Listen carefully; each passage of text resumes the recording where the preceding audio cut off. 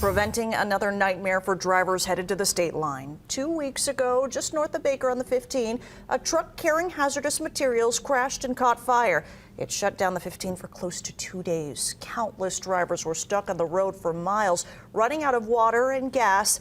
It is a breaking point for drivers fed up with slowdowns or gridlock on the 15 every weekend or on holidays.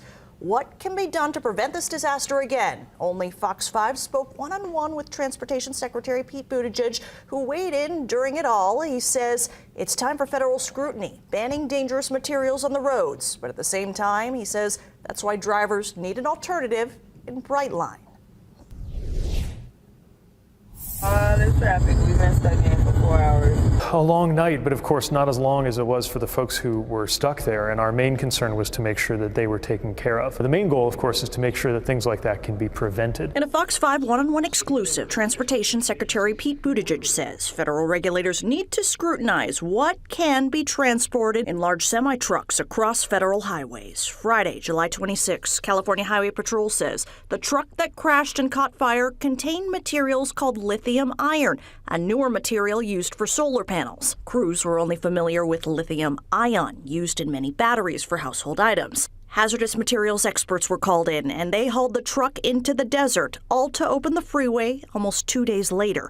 Buttigieg posted on X during the ordeal his office and federal highway officials monitored the response and efforts to give people water and fuel. We work with local responders a lot to make sure that they have good guidelines, information. We're even funding training to help them respond to things like hazardous material incidents. Just as flammable liquids have presented a lot of problems, including a tanker truck crash that took out a bridge in Pennsylvania, newer technologies, including battery equipment, can be a risk too. There need to be ways to handle that properly. Congresswoman Dina Titus's office says she is looking into what can be done to prevent another shutdown and whether a federal law is needed to halt lithium iron transport. She also posted the days-long shutdown of the 15 is further evidence of the need for Brightline. Buttigieg was also here this past spring for Brightline's ceremonial groundbreaking. He says project leaders insist it will be completed by summer 2028 for the LA Olympics. Brightline says it's finishing up field work before starting the real heavy-duty construction that union workers are eager to start.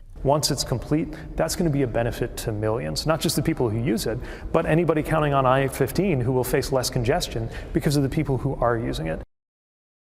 In August, California highway officials launched that part-time lane for I-15 southbound, spanning 5 miles. Mayor Carolyn Goodman has been vocal for more action for years, posting this past Memorial Day, "We need I-15 widened now." A spokesperson for Caltrans tells me today there are no new projects to widen the 15 on the California side. They have pivoted in recent years to what they call a multimodal approach, encouraging other forms of transportation like Brightline.